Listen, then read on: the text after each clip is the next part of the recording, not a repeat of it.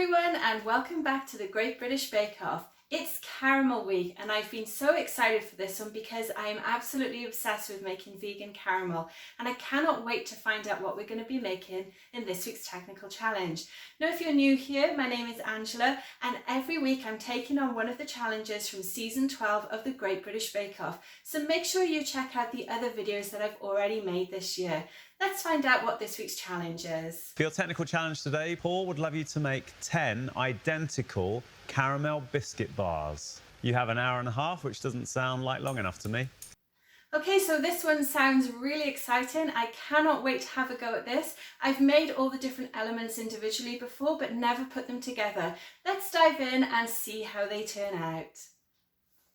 So the first thing we're going to do is actually line our loaf pan with some parchment paper. Just want to rip off a piece that is going to be wide enough for your pan, and then we're going to grease it with some butter. I'm using a vegan butter here just because my recipe is going to be veganized today. And then spread it all over, and you're going to pop that parchment paper in so that it's easy to remove the biscuit once it's baked. Now let's get some tips from Paul Hollywood for today's technical. We're looking for 10 identical chocolate, caramel, shortbread biscuits. You've got shortbread, caramel on the top, and you cover it in chocolate. Perfect.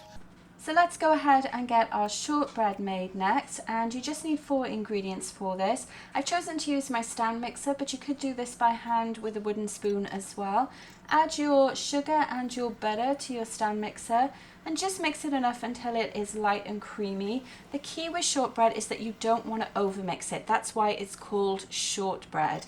And then we're going to add our flour and our cornstarch and just mix it until it forms a really nice soft dough. Again, you don't want to overmix, and this is a really small quantity so it comes together very quickly. The next thing we're going to do now is roll it out to the shape that we need, because we're actually going to put it in our loaf pan and chill it in the fridge for a little while just to help it not lose its shape. We want it to firm up slightly so that it will bake better for us as well. So you're going to roll it out in between 2 pieces of parchment paper and then aim to get it to the size of the base of the loaf pan. Now you can see I've already got my baking paper in there with my tin lined. So what I'm going to do is take that out and actually flip my shortbread onto it and just pop it in the tin. And that's ready to go in the fridge. The caramel has to be just on the top, not going down the sides. Well, traditionally, it's just on the top. You've got to allow the caramel to set to a point. If you go too high, it's going to set like a toffee. If you do too less, it'll just run off. It's delicious. With the caramel, it's beautifully soft, but not hard. It's just got that little bit of substance to it. I absolutely adore making vegan caramel, and it's really easy to make with just 3 ingredients. You're going to use some coconut condensed milk and brown sugar and melt those together over a medium-high heat in a small saucepan, and keep stirring it constantly because you want to make sure there's no lumps left from that sugar. Once it comes to this nice looking consistency and it's got that beautiful golden caramel color to it, you just want to add in your vegan butter and then whisk that continuously until it has the right consistency. Again, no lumps, you shouldn't have any lumps in it at all, and this looks perfect. It takes literally less than 5 minutes, and I will be posting a fuller video explaining this process later on my channel. When you want a sugary pick-me-up, have one of these shortbread crumbly fingers with caramel on the top and chocolate coating that we can't name, but you know what they are. You've seen them in the shops in the golden wrappers. So if you know the name of this biscuit, then pop the name in the comments below. I'm just going to quickly decant my caramel into a jug so that it can start to cool down for us, as we need it to be cool before we pipe it later on in the bake. And then whilst that's sat there, I'm just quickly going to press some holes into our shortbread, and then we're going to pop it in our oven to bake for 15 to 20 minutes. Hey Giuseppe, me and Matt are a little bit overworked. We're a bit tired today, so maybe you could do the time. Cool. Yeah, can you do it in Italian, please? Yeah, which one? We're halfway through. Bakers, siete a metà strada. So our shortbread is baked, and now we're just going to let it sit in the tin to cool and firm up for about 5 minutes. Then we can go ahead and do the bit that I am most concerned about. So once it has cooled off there a little bit, you do need to actually cut them into the 10 equal sized fingers. And the reason I'm a little concerned about this is because shortbread is quite crumbly. As you can see, when I've lifted it out, it already started to bend, and that's partly because it is still slightly warm. But it does need to be warm, otherwise you're not going to be able to cut it and it will just snap on you straight away. So what I suggest you do is don't give yourself a hard time if it doesn't turn out perfectly. You can still carry on and make these as I'm going to do. So first of all, start by cutting it in half and then roughly split the rest of it into those 5 pieces for each half. Now you can see here where it did split a little when I lifted it out of the pan, that it has crumbled a little bit, but we are still going to carry on and cover it with our caramel and then our chocolate and see whether that will hold it together for us. Let's get the other 5 cut though and see how they turn out.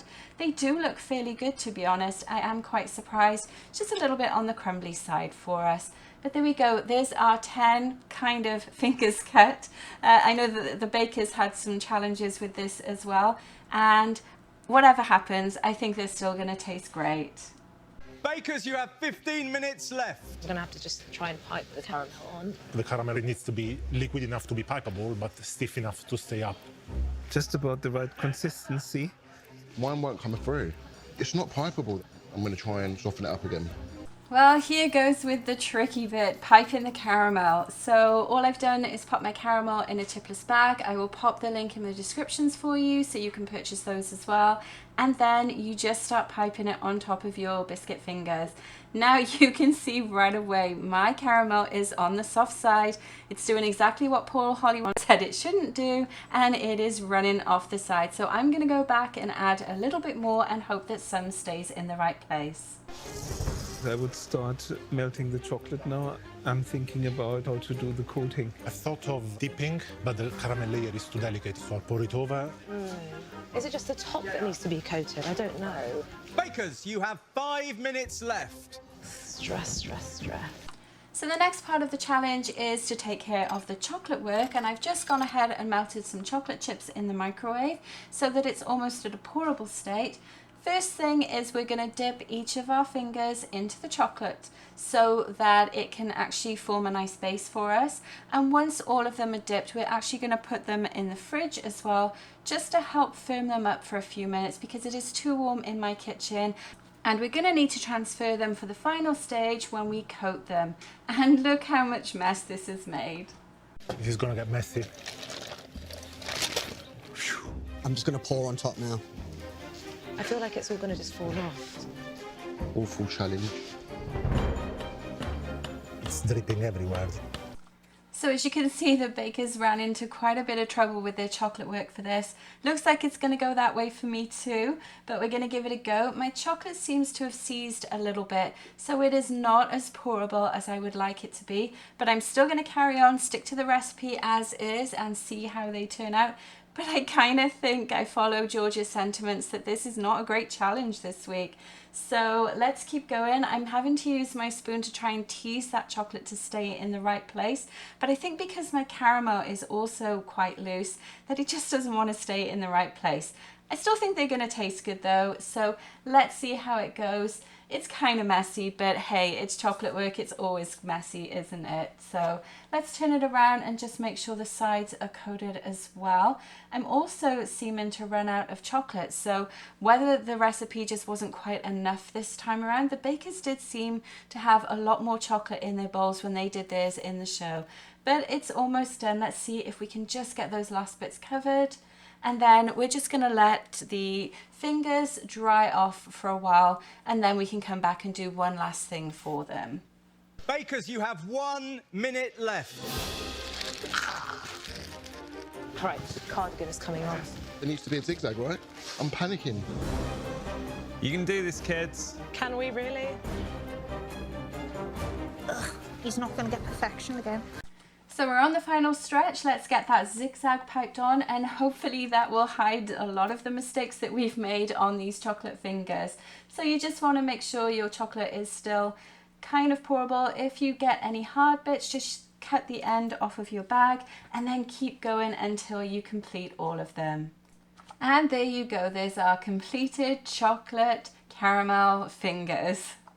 Our technical challenge is done. Now, before we dive in and taste them, as I always do every week, I did want to address something that I think I realised as I was going through this challenge, and that's that the hour and 30 minutes that the bakers were given does not seem realistic in my opinion.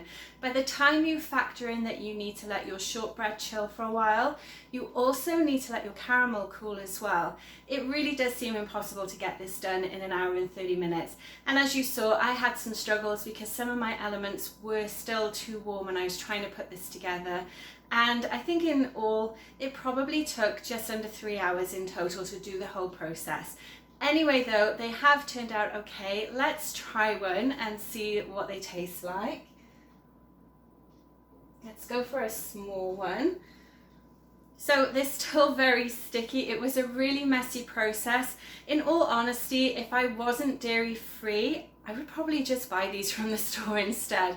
It is a really long process for something that you can pick up really cheaply in the stores, both here in Canada and in the UK as well.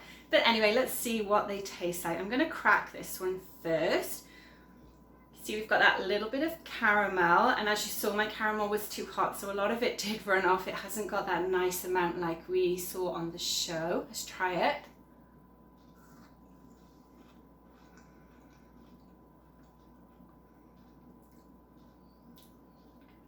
Still pretty good though. I mean, what's not to like, right? You've got shortbread biscuit, you've got caramel, you've got your dairy-free chocolate as well. It is still really nice. Again, I just think with the time issue, they take a long time to make. If you were going to make these, I would highly recommend either double in or triple in the amount of ingredients so that you make a lot more of them, and it actually kind of justifies the time spent as well. Either way, it was definitely a fun technical challenge.